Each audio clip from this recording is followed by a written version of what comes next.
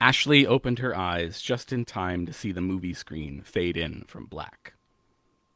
Her grandfather's cottage stood defiant against the winds whipping off of Nantucket Sound. Freshly painted blue shutters slapped against the weathered gray-brown shingles of the place, but the house itself shrugged off the bitter breath of their family's cranky, middle-aged god.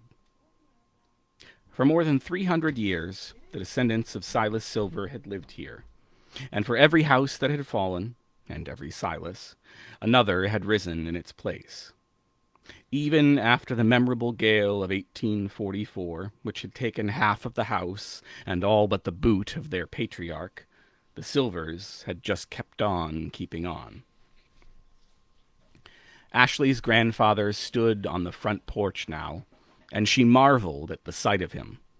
Only here, on the big screen, could he stand as tall as she'd always imagined him to be. Ash watched as that lovely old man, now 30 feet tall, stooped over to liven her mother's lemonade. He emptied a bottle of Stoli into the glass pitcher, gave it a swirl, then took a sip. Then he smacked his lips together, licked them just a smidge, and nodded. "Just the ticket," he said. Then he looked back over his shoulder to check on something. The film cut then to a close-up of a window, a birthday cake cooling on the sill. Ashley had known where he was right from the start. Now, at last, she knew when. Though, of course, it shouldn't have been much a surprise. Matt, whether making a film or telling a story around a campfire, had never been one to beat around the bush. He'd cut right to the chase, right to the day in question. That was just how he rolled. Up on the big screen, it was August 31st, 1989, Ashley's 10th birthday. The day of their family's great schism. Mum was behind the camcorder, Ashley realized now. She'd gotten it earlier that month, when she'd turned 32, just 3 years older than Ashley was now. Ash tried to remember if Mum ever turned the camera on herself that day. There were plenty of pictures of her from back then, but it'd be a hoot to see her up there on the big screen, late 80s hair and all. But it was Grampy back on screen again, not Mum. He was still sipping at the lemonade and still smiling, but now Ashley could see a weariness in his eyes. And she watched him catch himself and try to shake the look off of his face and out of his body. Weariness. When had he gotten old enough to be weary? Ashley imagined him thinking about his father as he sighed, his old man. But that's what Grampy was now, because that's what Grampy was now, the old man. The oldest of men, it felt like. He could only pray that if he lived as long as his father, another 25 years, he would never become as shriveled and bitter. He'd rather die. And he was going to. Ashley knew that all too well. The old man on the movie screen had only 5 years left. Not even. Ash started to count off on her fingertips. No, it wasn't 5 years at all. He'd be gone in 4 and change. But for now, he was still there. He was still here. Grampy watched as the giggling children of summer renters ran from the sands of Red River Beach as the storm rolled in. He watched them as they raced down Old Wharf Road with their towels held over their heads. The torrent bombarded the weakening walls of the sandcastles they'd left behind. Steam rose off of the hot black pavement, and Ashley could see in her grandfather's face a longing to be on the road again, with his trumpet and his best girl and all the old gang. As he smiled, she felt him longing for the swelter of a New Orleans dive in the middle of July, his sweat so heavy and thick that the music felt like real work for once. The film cut to the birthday cake again. Then back to the shot of Grampy as his nose caught the scent, as he wiggled his nostrils for the camera. An old favorite of the kids and grandkids, that gesture. But he pretended like no one was watching. He was no actor, had no training to speak of, but he knew enough not to break the fourth wall. "Tomorrow begins the fall," he said to no one in particular, and no one in particular corrected him. No one would dream of correcting him, of letting him know that tomorrow was only September the 1st. No one was going to tell Grampy Silver that summer didn't end for another 20-some-odd days. He knew what he was talking about, thank you very much. At least when it came to things like seasons, goddammit. He sipped some more lemonade. "Has it really been so long," he said, "since I unlocked these windows and threw open these shutters? Wasn't it just yesterday that I took my sister's old easel out of the attic and set it up for Michael? And how long could it have been since Trevor hiked over from Hyannis to tune the piano for Veronica? A whole summer?" He shook his head. "For Christ's sake," he said, waving his free hand toward the barn he'd made a garage the moment this land was his and his alone. "Matthew and I still haven't gotten that goddamn jalopy started." The camera held on an over-the-shoulder shot of Gramps as he walked toward the porch swing. The barn was in the background, obscured by sheets of rain, but Ashley was feeling more confident than ever of where Matt was going to take the film next, and she wasn't sure she wanted to be sitting next to Mum when it happened. Grampy leaned across the porch swing and poked his head out into the rain. The old man stood there like that for a long while, eyes closed, smiling as raindrops pelt his buzz-cut head. Ashley had the same bad skin that he did, so she knew how much this must have stung at first. But she also knew how relieving it would eventually be, to feel the rain soothing the patches of his scalp that he'd scratched raw during his morning argument with the eczema that had plagued him since boyhood.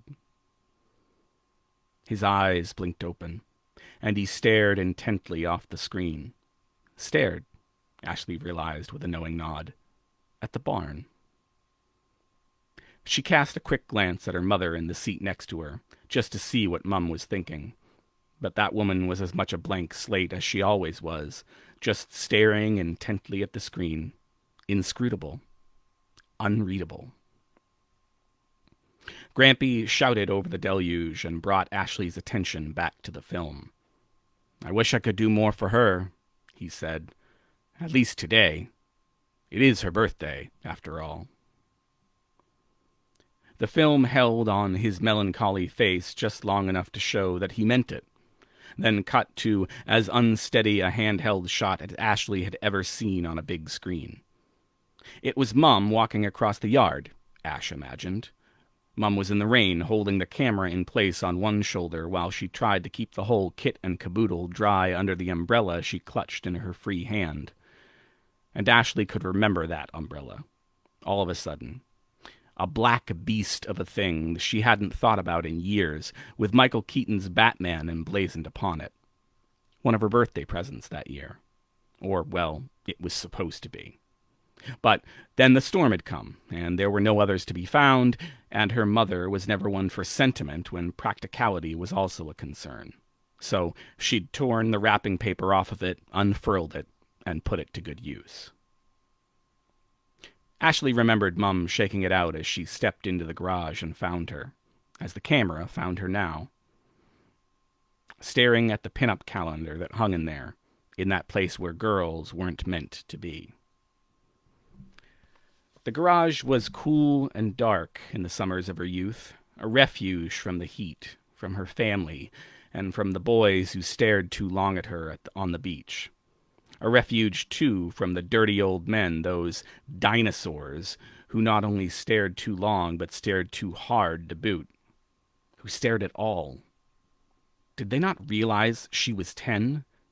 She was 10.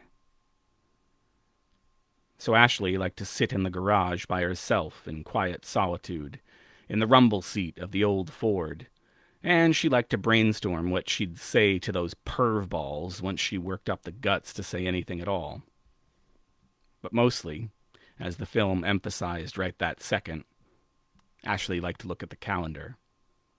She liked to imagine that one day she'd learn how to use the power she had, just like the girls on the calendars and magazines did.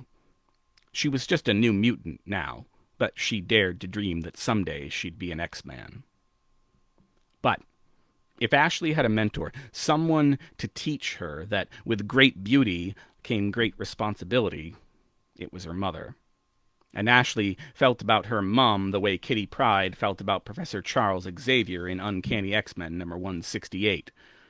Only Ash wasn't about to turn around right now and shout, "Dr. Silver is a jerk," because, well, even though she'd get away with it by giving Mum her puppy dog eyes afterwards, she knew that Mum was right. With great beauty came great responsibility. But how could she not know that was a Spider-Man quote she was riffing on and not from the X-Men? Like, how? Mum set the camera down on the bumper of the car, just enough of the chrome in the shot that Ashley got a totally 80s flashback when she noticed the reflection of the big honking contraption. But the story on screen pulled her right back in, her mother stepping into frame. "You still think it's weird?" asked Mum. Ashley remembered how close she stood, Mum's shoulder brushing against her own. She felt like Mum wanted to hug her or something, but she didn't want to be hugged. In fact, she wanted to take a step away from her, but she didn't, because she knew that Mum would just close the distance anyway. "It's weird," said Mum. "What?" said Ashley, and though she knew this wasn't what Mum meant by weird, she added, "That Grampy keeps a calendar that's 15 years old." Mum fingered the pages of the calendar, flipped forward to September, then October, and so on. And she let it fall back to August. In the theater, watching this, Ashley laughed at a detail she had never noticed. Her grandfather's calendar might have been 15 years out of date, but he still kept it on the correct month. "She was a beautiful woman," Mum mused. "She still is," said Ashley, "only she's not Grampy's woman." Mum turned, the camera catching her in profile as she set a hand on her daughter's shoulder. "She was never anyone's woman," Mum told Ashley. Ash studied her mother's face, both the Ash on screen and the one in the movie theater right now, trying to find some emotion there, since her steady, trained doctor's voice gave nothing away. But Ashley didn't find anything in Mum's eyes then, and she couldn't see them clearly enough now. The 10-year-old Ashley on the screen shrugged off her mother's hand. Then she shook a finger at Mum, then at the calendar, as she asked, "Why does my father's father have a pin-up calendar of my mother's mother anyway?" "Ashley," said Mum, laughing a little as she shook her head, "every garage on the East Coast had this calendar on their walls. My dad gave them away with every spare part he sold. A catalog and a calendar of photos he shot of his wife. It's how they built their business." "But why did Grampy keep it?" asked little Ashley, and older Ashley noted that Ashley reminded herself, didn't seem to give two craps about Grampy appreciating the beauty of another woman. What concerned her, thought Ashley again, was who this particular woman was. Mum put a hand on each of little Ashley's shoulders now. "His wife's been gone 7 years now, Ash, and her husband," Mum nodded at the calendar, "has been gone twice as long. They're close, Ash. They always have been." Little Ashley squinted and grimaced. Through clenched teeth, she mumbled a mumble so garbled by the camera that Matt had to insert a subtitle. "How close?" Silence. Mum didn't answer, and Matt let it hang there, let the viewer imagine the unsaid. Good on you, thought Ashley, because this was the moment that Matt's film good and truly won her over. She was proud that he, unlike so many in their family, unlike himself most of the time, had learned to appreciate the power of subtlety and nuance. Ambiguity, too. Up on screen, little Ashley turned her attention back to the calendar. Then the film cut to a panning close-up of the calendar, obviously filmed years afterward. And Ashley marveled once again at the beauty of her mother's mother. In one photo, she's seated on the hood of a rusted jalopy, the polish of her every aspect standing in stark contrast. She wore a crocheted bodysuit with a plunging neckline, intricate patterns of white yarn pulled tight over tanned flesh. Beneath the bare minimum of fabric needed to keep her breasts from spilling out, the suit opened again to reveal her midriff. A pattern of diamond-shaped openings ran down her side, down over her hip, down the legs she'd crossed one over the other. It looked like her eyes were closed, but really they were focused on the hand that was pulling a lock of golden hair away from her perfect head. Every inch of her skin was a shade of bronze. There was makeup also, but nothing that drew attention from the monochromatic mix of beiges and browns, coffees and chocolates. The film cut back to little Ashley and her mother then. Mum was still staring at the calendar, but little Ashley wasn't. Not anymore. She was staring at Mum now instead. And something about the tableau struck the older Ashley sitting in the movie theater right now. What she was looking at just then wasn't just a mother and daughter. It was two daughters, each of them marveling at the beauty of the woman who'd made them, each of them trying to puzzle it out. How did she get so pretty, they each wondered, and how can I do the same? If only they would look at each other and say, you don't have to do anything. If only they could look at themselves and say that. It's all an exercise in titillation anyway, said Mum. See the way the stiletto's dangling from her naked foot. See the way that the cloth is juxtaposed against flesh. The juxtaposition of cloth and flesh, Ashley thought to herself as she shook her head. That was the title of her brother's goddamn dissertation, right there in the aphorism of her mother. When had she said that to Michael, she wondered. And then, did Eve give credit to Mum in the book? She wasn't sure, because she still hadn't read it. Little Ashley pulled a bag of potato chips from the pixelated shadows of the past, and she pulled her older counterpart back into the film as she did so. Then she plunged a greasy hand into the depths of the bag. Older Ashley smiled as she remembered fishing around for those last few crumbs. And now, of course, she had a craving for Lay's sour cream and onion, because of course she did. Only there was no hope of calming that craving, because they didn't carry Lay's sour cream and onion at the concession stand, which was sacrilege. Her cousin said they were trying to keep the odor in the space to a minimum, but the hell with that. Hadn't they ever heard of theater of the nose? The right piece of fabric in the right place, said the mum on screen. That's all it is. And she was right. Varicose veins crept like vines along the length of Mum's hips and thighs, but no one would ever know that, and no one would ever care. Because Mum knew, like her mother before her, how to use the cut of her jeans to her advantage, or the color of her stockings when she went to work, or the flowing palazzo pants she wore over her bikini bottoms at the beach, so that she looked like a model walking a runway when she sauntered from shoreline to sandcastle to hand her children pails of water for their moat. Ashley remembered well the way those pants clung to her bottom, even though they flowed and flared out everywhere else. She was a master, Ashley's mother. Ash saw how the men at her father's company picnics looked at her, hating to see her leave but loving to watch her go. And Ashley wasn't deaf either. She heard her brother's friends teasing him during their sleepovers, making crude jokes and bold proclamations. And, said Mum, wrapping an arm around little Ashley's shoulder and giving her the hug she'd been waiting to give from the start, nobody knew that better than Grammy Silver. She was... What was the word that Grampy likes to use? Substantial, said little Ashley. Yes, said Mum. Edna, Grammy Silver, was a substantial woman, and she was a dish. But being big didn't make her any less beautiful. But it did make her die, said little Ashley. Then she shrugged off her mother's arm, stood, and stomped away. It did not, said Mum, and you know that. It was her brain that betrayed her, not her body.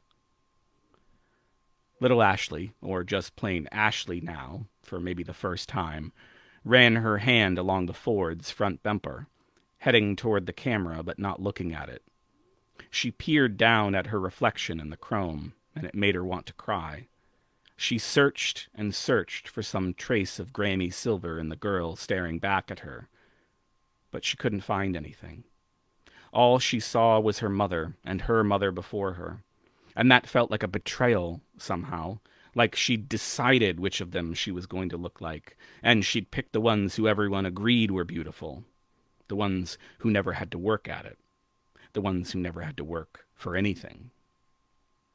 "Why would you say that?" asked Mum. "Why would you say that, Ash?"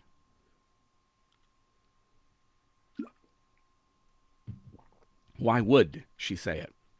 Why would she spurn the woman who made her blueberry muffins every morning of every summer, even when Mum tried to convince her that it was okay to just pour the kids a bowl of cereal every once in a while? Why would she spurn the woman who had done that for her, even in that last summer, when she could barely remember how to turn on the stove? Grammy Silver taught Ashley how to open the light blue top of the Jiffy box without dusting the countertop in a poof of its premixed ingredients.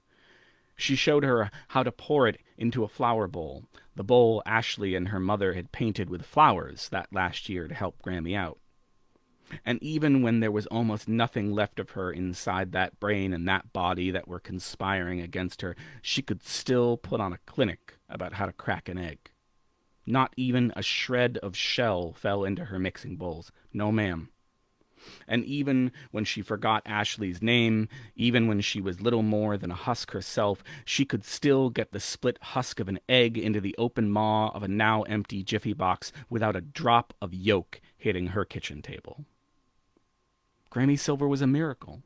An orphan of immigrant parents who'd been broken by the broken dream of their new broken country. A kid who'd survived the explosion of a still in the basement of the bootleggers who'd fostered her. A woman who'd pieced together a broken man and made a husband of him. She was a miracle, as brilliant a light in this dim universe as ever there was. And yet, she was fat. And Ashley didn't want to be fat. She didn't want to be cast aside by her friends and banished from the playground to the back field. She didn't want to hang with the Cabbage Patch Kids at recess, those oddly shaped oddballs in their frumpy Care Bears sweats, with nothing to talk about but which wuzzle they wanted for Christmas. So she'd abandoned her. After Grammy died, Ashley had abandoned her. And Grammy had loved Ashley the most. She had loved Ashley the most of all her grandchildren because she'd only had sons herself. She'd always wanted a girl, and her first granddaughter, Veronica, could never be bothered to dally with dolls or with being dolled up. She'd loved Ashley most, but Ashley had cast her Grammy Silver out of her body like some witch casting some spell, and it didn't matter that Ashley wanted her back now that she'd realized what she'd done. It was too late. On screen, the younger Ashley fought the urge to punch the car. She fought the overwhelming desire to knock the block off the pretty little bitch staring back at her. How dare she cry right now? She didn't have the right. She had no idea. None. "You think I'm lying to you?" said Mum. "No," said Ashley. "You're telling me what the beautiful people always tell the ugly people." "Ashley," Mum began, and she might have laughed if she hadn't sighed first. "You are not ugly." Ashley faced her mother. "No, Mum," she said. "I am. On the inside, I'm the ugliest person you've ever met." "Ashley," she said, "that's not—" "It is," said Ashley. And then she stalked away from her mother. She threw open the side door and stomped out into the rain. Within seconds, she was drenched. And the makeup she'd put on that morning while she was playing dress-up, it all began to run. And that made Ashley smile. For the first time that day, she smiled, because she imagined the rain washing away every pretty part of herself, so that all that was left was the rotten, the ugly. But maybe, just maybe, if she stood out there long enough, the rain would wash that away too. And maybe, buried somewhere beneath all of that ugliness, was the woman she was looking for. "It's there," Ashley wanted to tell her younger self, but you're never going to find it alone. In the theater, as the film cut to a title card meant to introduce the next part, Mum squeezed Ashley's hand. And while it wasn't the hand she wished she was holding right that second, Ashley squeezed back. For now, the uncomplicated embrace of her mother would have to do. But tonight, when this was all over, she was going to get a vial of Ada's potion out of her cousin. And then she was going to find the woman who'd helped her find herself. And she was going to bring her back to life.